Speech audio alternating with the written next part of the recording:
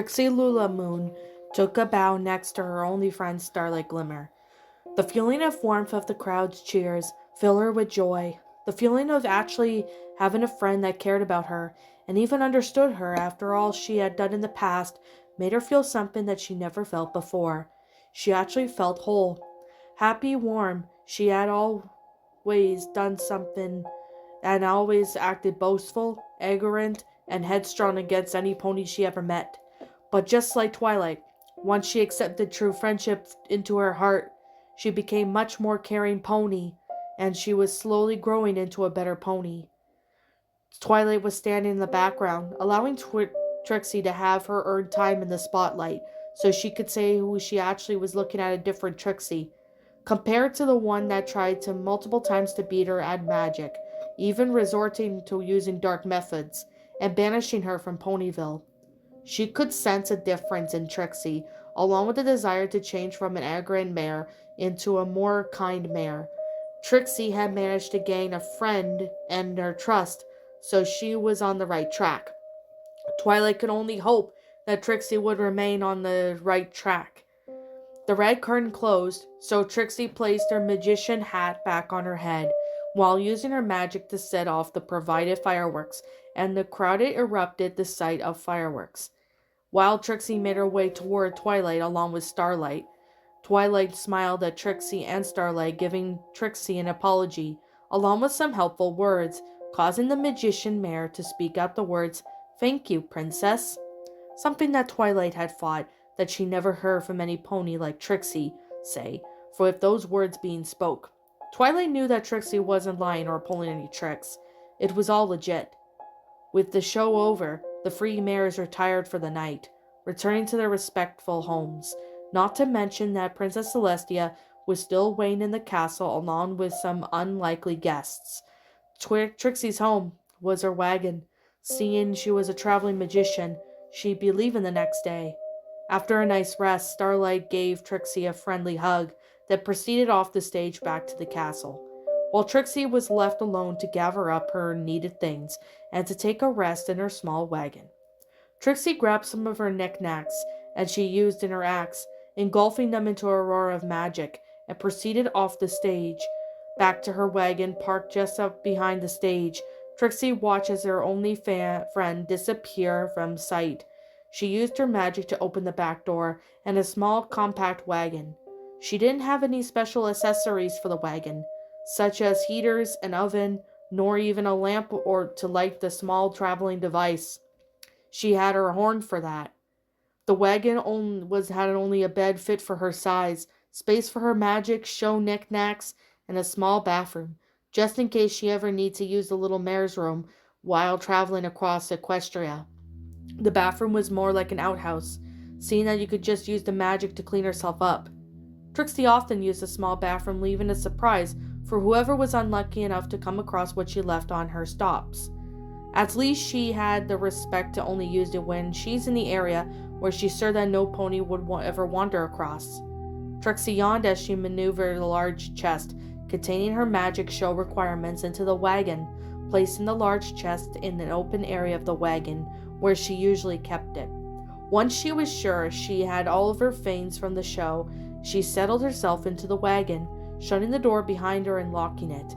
She was relieved that she could finally rest, as she used her magic to remove her magician cloak hat and setting them on the floor next to the bed. With her clothing removed, Trixie retired under her bed sheets, settling herself into a comfortable position. The mare tossed and turned, finding it strange that she couldn't find a comfortable position, when she normally was able to find a comfy position any other night. For some reason, the sheets felt very rigid against her skin, almost as if the sheets were composed of sandpaper. Out of her discomfort, she attempted just to remove the sheets, and at first attempt to escape the rigid feeling worked, until she started to feel a strong itch of engulfing her entire body. She decided to investigate this strange phenomenon, lighting up the tip of her horn. Trixie quivered in horror, immediately noticed a large amount of red splotches all over her skin. She was completely surprised that she had not noticed the red blotches before, as she had decided to retire for the night. Taking in deep breaths, Trixie came to the realization that the red spots on her skin was more than likely some sort of rash. She calmed herself down, examining the red spots closer. The spots were very mild, similar to a result of being burned very mildly. Trixie suspected the rash came from something in the sheets, but had never had this issue before. Not to mention that she cleaned her sheets weekly, so she had to use some sort of wrong detergent? That was all she could determine from the situation at Hoof. To resolve the issue, Trixie removed the sheets from her bed, throwing them onto the floor, then proceeded applying lotion that she had at her disposal to the rash all over her body. Something about the rash wasn't just painful, but just itchy. But Trixie didn't resort to itching in the areas, seeing how she knew that itching a rash would only make it worse. Once the cool lotion was applied to her entire body, she didn't waste no time in attempting to go back to sleep. But without her sheets, she knew it was going to be a rough night.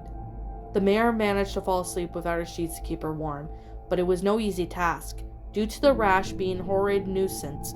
As hours passed, it seemed like if the itching sensation seemed to only worsen, and the lotion had no effect against the rash. The itch had grown from mild to severe, along with minor pain, but nothing drastic. She had thought about taking another look at the rash, but as stubborn as she was, she believed that she was greater and more powerful than some of the rash that appeared out of nowhere. However, she was slowly giving into what started feeling like a burning sensation all over her body. 3 hours passed and Trixie began to surrender to the pain she felt. She was in so much pain that she resorted to crying mildly, and after 3 hours of battling the rash, she finally gave in to the pain.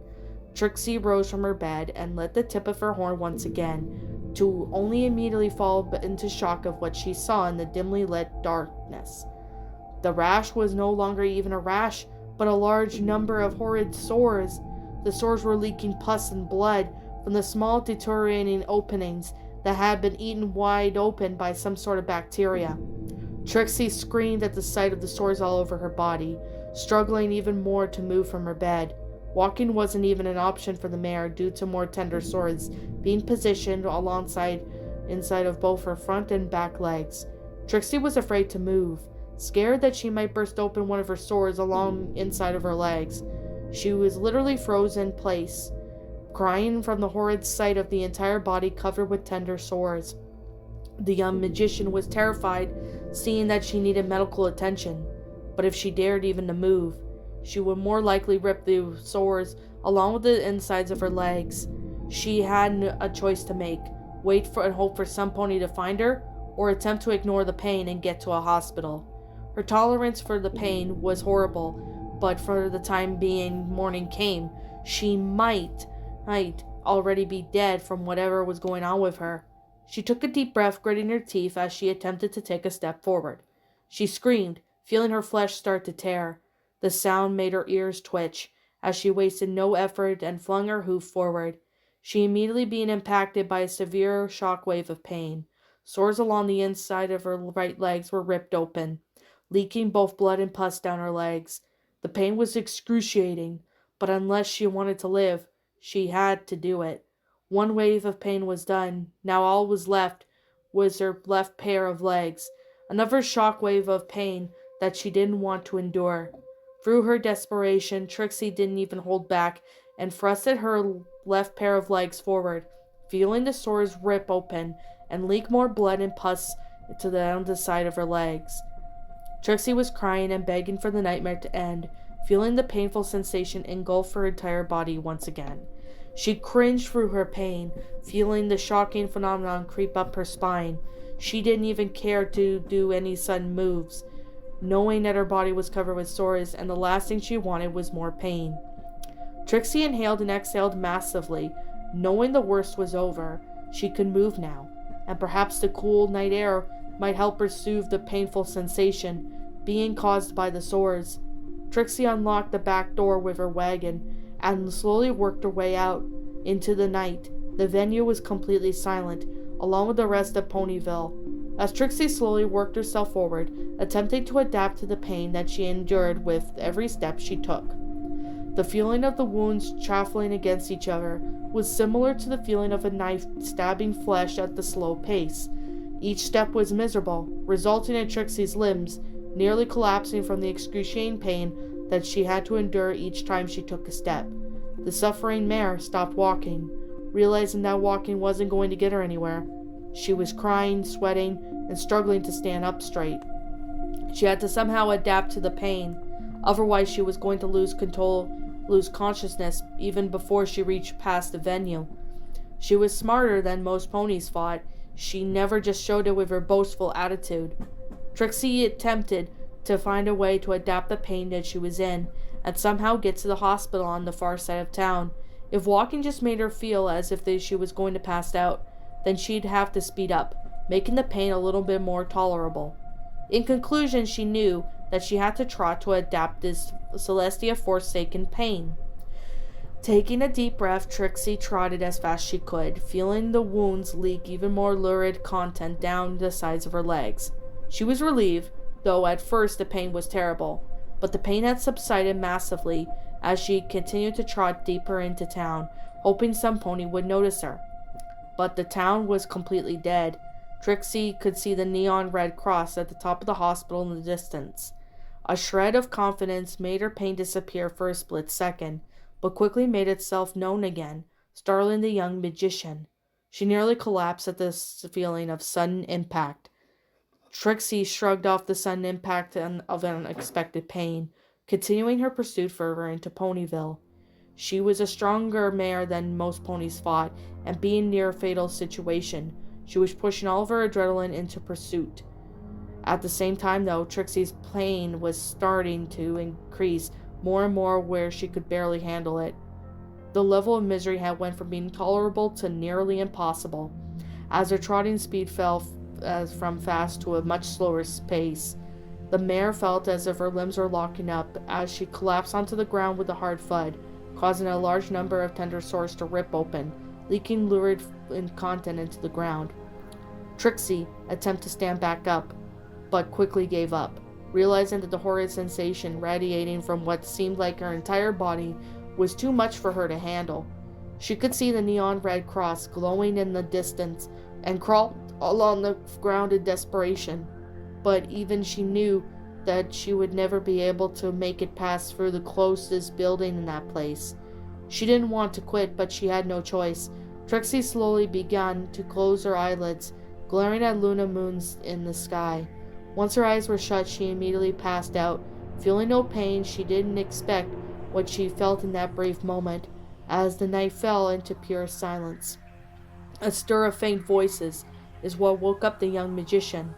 Struggling to hold her eyelids open, she couldn't tell where she was, due to her vision only being a blur of a bright light, a blob of purple mass and a blob of lighter purple mass. With all of her strength, Trixie focused her eyesight onto the full perspective. Immediately recognizing the two ponies before her, it was only her friend Starlight Glimmer and once greatest rival, Twilight Sparkle. The mare attempted to move, but she couldn't even budge her limbs, due to them being extended outwards and held in place by strong metal restraints. The sudden realization made her fall into a panic, and immediately capturing Twilight and Starlight's attention. Trixie had continued to struggle, realizing that she was in some sort of containment. She was in some sort of small glass box where the sounds of her shallow breathing and a small hiss were present.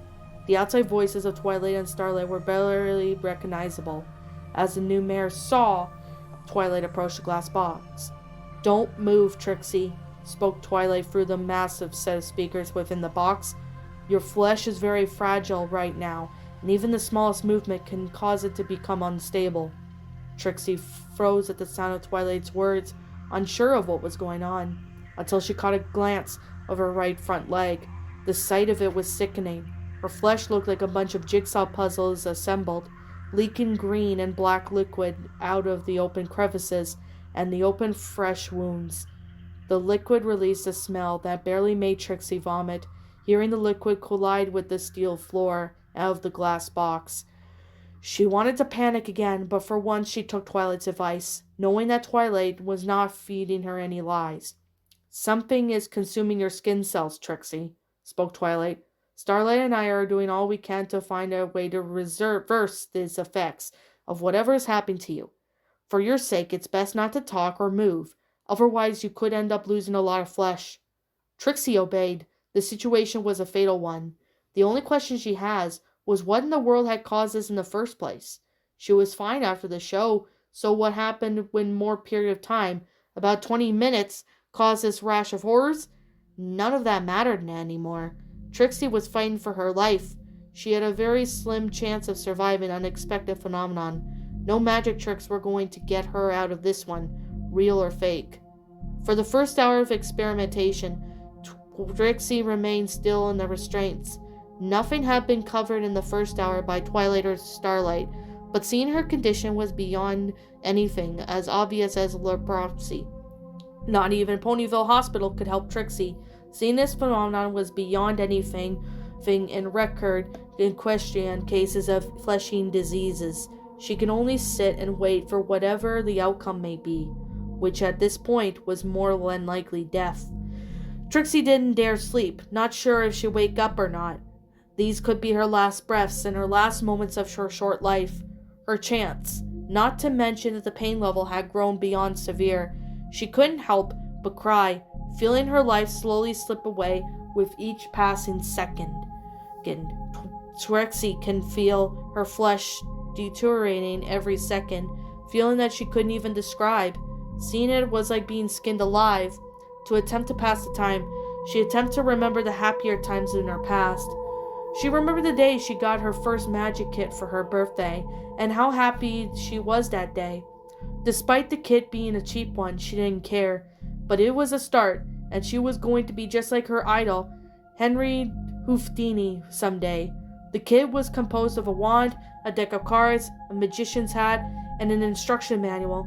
The first trick she ever wanted to learn was how to guess some pony's card out of the deck of cards, and even though it took her years of practice, she accomplished many of her life goals. She was so proud that she managed to perform the trick successfully, and she knew that she was one step closer to becoming like her idol. From that day forward, she became the great and powerful Trixie, and even though she had become an arrogant pony, she didn't regret those memories one bit. She cherished every bit of those memories, knowing deep down that her life was slowly coming to an end, but she knew Princess Twilight Sparkle would never fulfill her greatest request right now. Another hour had passed in silence and no progress. The pain had slowly grown to a new level, forcing Trixie's eye sockets to leak tears as they couldn't cry any more tears. Although the silence had putrid smell from the rotting flesh as she struggled to even breathe. She was in misery beyond the other level of pain she could imagine. Her flesh was slowly rotting away itself. The young mare was suffering in a battle that she couldn't win, and she didn't know the reason why. Trixie was begging for death at this point, but she knew that Twilight wasn't a quitter. Starlight Glimmer and her only friend in this entire world was only her hope. She needed a window of opportunity. 12 excruciating hours passed with no information gained. Trixie had nearly fallen into shock by now, and was begging for the window of opportunity that she needed to escape this horrible nightmare. Twilight had searched through almost every book she could access, and nothing had come up. Starlight had fared the same, finding absolutely nothing, and even though Starlight was tired and exhausted from this situation, she wasn't giving up on her friend. Trixie knew that she didn't have to wait much longer, as she continued to sob from misery. Twilight was almost out of options, and she needed a brief moment to convince Starlight to end her suffering. She knew it was obvious that she wasn't going to make it. Even Starlight had even noticed Trixie's desperation from behind the glass, and knew worst was the obvious. Twilight shoved aside her last book, grunting from the failure. "I can't believe there's nothing in my books!" she exclaimed. The sudden outburst made Trixie's confidence boost. She was getting to her wish. "I'll be back, Starlight," Twilight spoke. "I'm going to contact Celestia and see if there's anything that can help us in Canterlot." Twilight stepped down from her chair, exiting the room. Once Trixie heard the doorroom shut, she resorted to getting Starlight's attention. "Starlight?" she muttered with pain in her voice. Starlight barely heard Trixie, but her attention was captured. "Starlight, please!" Starlight clearly heard this time, so she approached the glass box and spoke through the speakers. Trixie, don't talk, stated Starlight. I don't care anymore, says Starlight, she muttered in reply. Are we still friends, Starlight? Of course, Trixie, but we need you to remain strong so we can save you, replied Starlight. Trixie had grown irritated. Starlight, look at me, she snapped in a weak voice. You and I both know what is best. Starlight knew that Trixie meant. As she stared at her through the glass, she could see the tear streams from her eye sockets soaked into her fur. In desperation in her eyes, a pony praying for mercy, for death. Starlight knew what she had to do, seeing that her friend needed her right now more than anything. You want me to? Starlight had started to speak, but was quickly cut off by Trixie. Yes, please. Starlight, I beg of you. Make the pain go away, pleaded Trixie. Starlight felt warm tears build up as she contemplated on freeing Trixie of her suffering or not. Trixie, I can't kill you, spoke Starlight. As your friend, that would be ungrateful of me. Trixie knew that Starlight would do this, so she proceeded to bid her question to fully determine if Starlight was her friend or not. So Starlight, are we friends or not? If we are, then as a friend, please let me go. I'm suffering. Would you rather see me suffer or be free of pain? Starlight was stuck. She knew the answers and that Trixie was begging for mercy. She was Trixie's friend, and she didn't want to see her suffer anymore. Trixie could see that Starlight had finally realized the bitter truth, and watched as Starlight placed one of her hooves against the glass as a final goodbye, as she attempted to smile. As Starlight pulled her hoof from the glass box, and placed her hoof onto the oxygen filler button, Trixie's only oxygen supply inside the box. Do it, pleaded Trixie. Starlight didn't hesitate and pressed the button down, wherein the hiss of oxygen filter system died down. As time passed, Starlight's eyes leaked tears, watching Trixie Lulumoon suffocated inside the glass box. The mare coughed from the lack of oxygen, convulsed in the restraints, and after 2 long minutes of fighting for oxygen, the great and powerful Trixie Lulumoon felt limp. The young magician was finally at peace, free of all the pain she endured for the past 17 hours. Starlight fell to her tears in the sight of her dead friend. The only mare she truly understood was sight of her gone forever, taken by both act of generosity and cruelty. Her mind was blank, wondering if she truly had done the right thing. As she heard the door to the room open again, Twilight had returned with a smile on her face. Thanks, Celestia. It turns out Trixie's condition is very much curable. Her condition came from the saliva of the Manicore's mouth, a very rare condition that has been recorded in equestrian history once. Trixie's skin must have been very sensitive to the bacteria. But don't worry, a simple spell I'm sure you will know will do the trick, Starlight. Starlight felt her blood run cold by the sound of Twilight's words. She was afraid to ask her the next question. What is that spell exactly, Twilight? She spoke blankly. Pardacarus Exporius, confirmed Twilight. Starlight was at loss for words. She did know the spell. It was a simple one, too. One she could have simply cast with no struggles or issues. If only she just waited for a little longer, Trixie could have been cured. She could have lived a longer life. Starlight? Asked Twilight. The room was silent, as Twilight saw the state of Trixie's body. Dead, limp, silent. What's up, my pretties? It's the Lion Queen here. I want to appreciate you all for tuning into this video, and I do appreciate you guys supporting my video by giving this video likes and stuff. If you really enjoyed this video, be sure to leave a like, comment and subscribe if you're new, ring the bell for notifications to when I upload so that way you guys will get updated for whenever I upload. If you want to follow me on Twitter or DeviantArt, feel free to leave a follow on those if you are interested in following me on those socials. If you want to support my backup channel, known as Miss Dark Shigo, feel free to subscribe to it, as a link to that will also be in the About page section. And with that being said, and that being the case, thank you so much for watching, my pretties. And as always, stay pretty.